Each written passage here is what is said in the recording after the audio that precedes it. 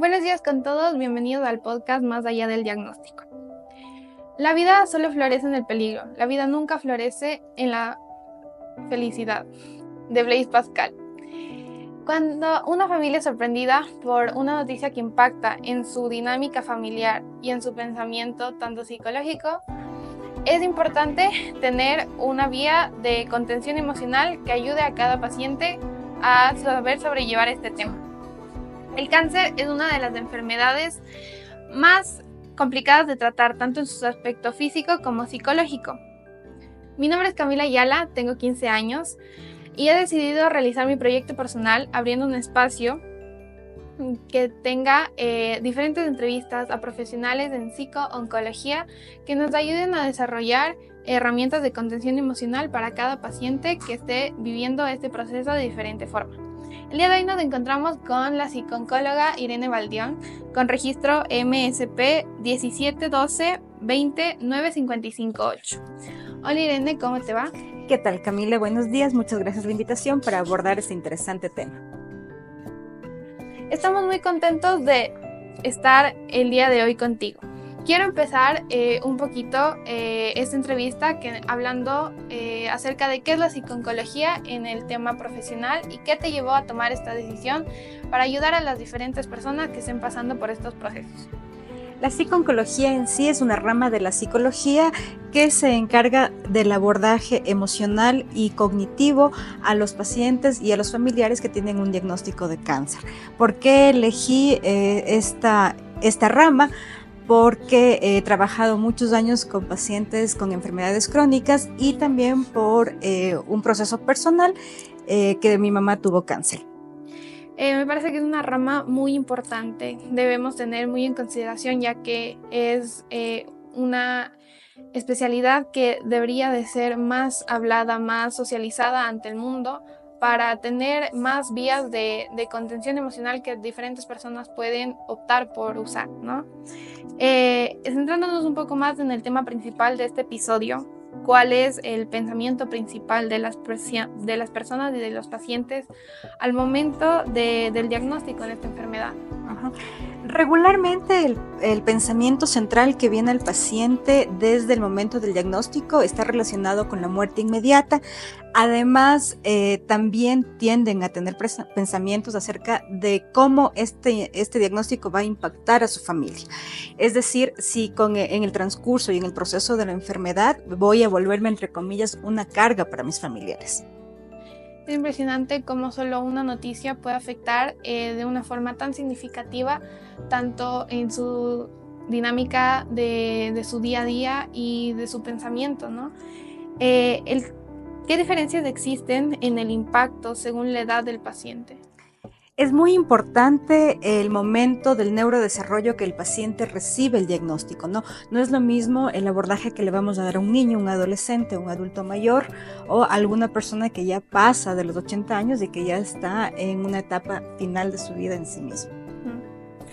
¿Qué tipo de cáncer, ¿no? ¿Qué tipo de situación afecta más al impacto de este diagnóstico en el paciente?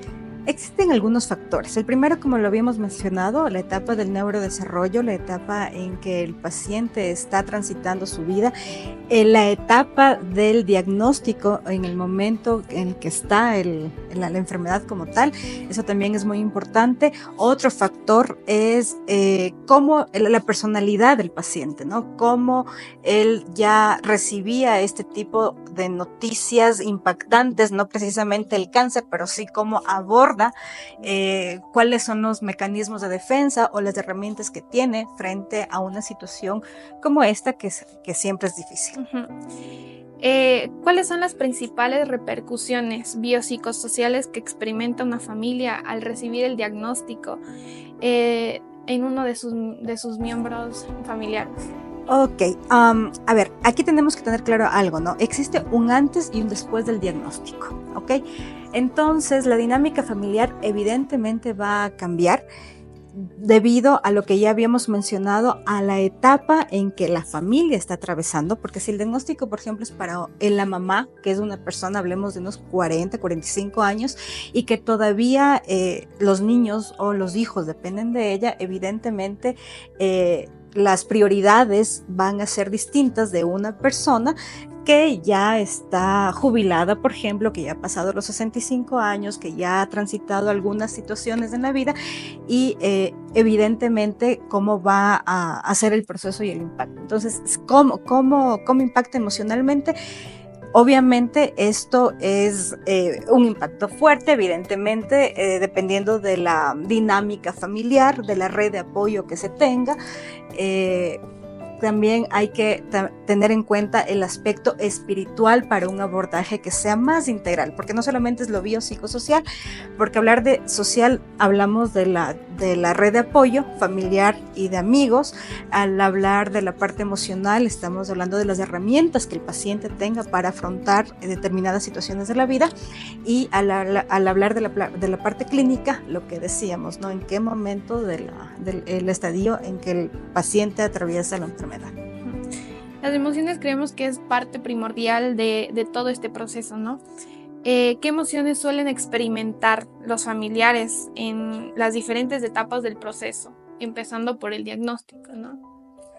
Definitivamente la primera emoción que se presenta es la de miedo, ¿no? Entendiendo que el miedo es una de las emociones básicas que nos permite ponernos bajo protección, como ¿qué va a pasar? También evidentemente la tristeza, que la tristeza nos permite procesar justamente toda la información y poder resolver los duelos, porque frente a un diagnóstico de cáncer, lo que primero enfrentamos es un duelo a una pérdida de la parte de mi salud, ¿no?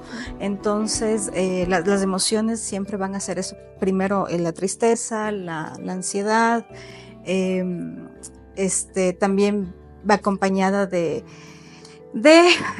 un poco de la incertidumbre de lo que va a pasar. Bueno, podemos deducir que estas emociones a la corta o a la larga pueden afectar dentro del entorno familiar en que cada paciente vive, ¿no? ¿Cómo pueden estas emociones impactar en la dinámica familiar y en el día a día que cada persona vive, ¿no? Uh-huh. Como hay un cambio en la rutina luego del diagnóstico, es importante que justamente ahí entre el abordaje del psicooncólogo para poder brindar herramientas que permitan ir integrando el diagnóstico a todo el sistema familiar. Eso implica que se pueda trabajar y dar herramientas en la parte emocional al paciente como a los familiares, para poder manejar el impacto que esto en sí mismo produce. Bueno, de igual forma creemos que un factor muy primordial de todo esto es la comunicación, ¿no?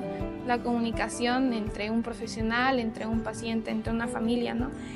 ¿Qué papel juega, incluyendo, ¿no?, la comunicación en la expresión y gestión de todas estas emociones? La comunicación es la base de todo, ¿ok? Es importante que uno de los primeros abordajes que se maneje es la psicoeducación, es decir, que tanto la familia como el paciente tengan información clara, precisa, en qué etapa está el cáncer, cómo lo vamos a manejar, cuál es el pronóstico, de una forma, y que este abordaje sea de una forma cálida, efectiva, clara, de tal forma que todas las dudas que tenga el paciente y el familiar sean solventadas. ¿Ya?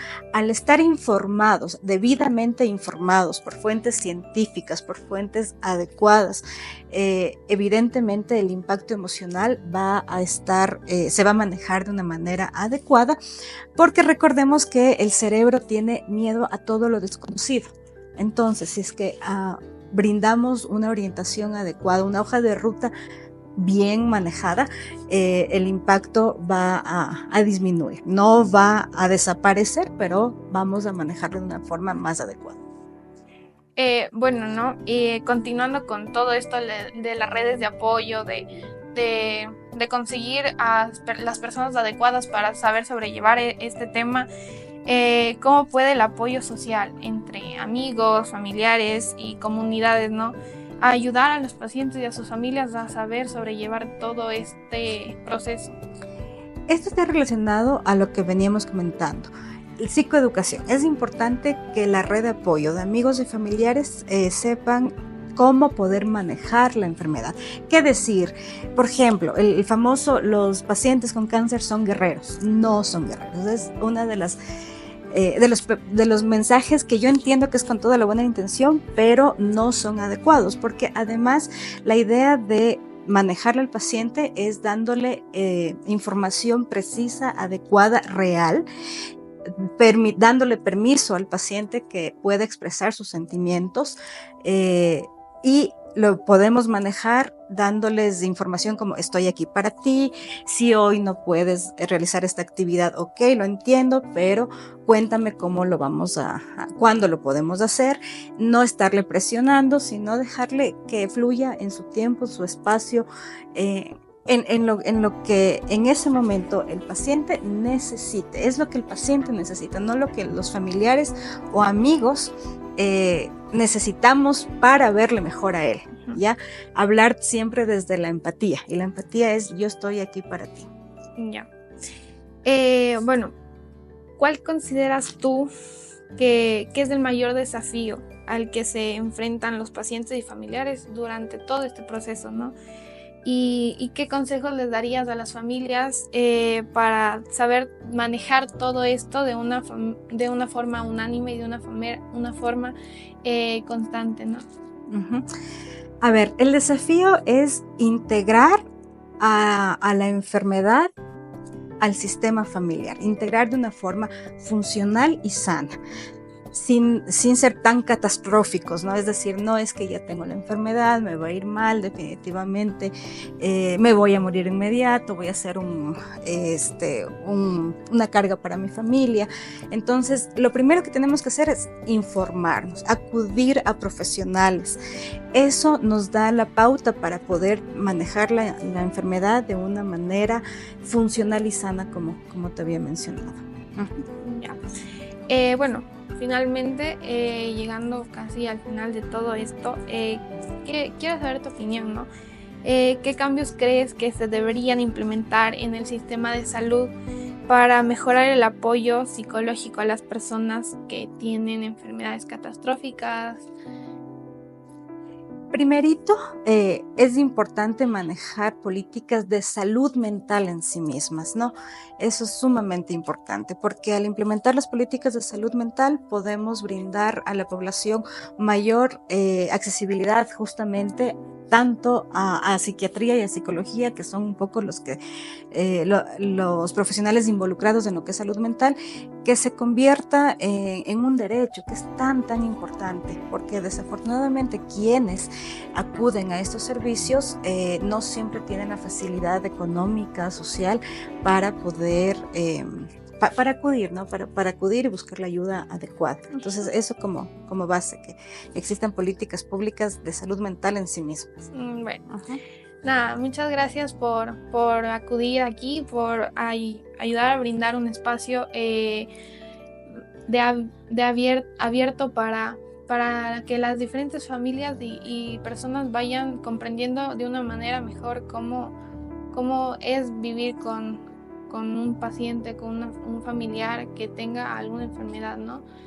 Nada, gracias por compartir tus conocimientos, tus experiencias con nosotros.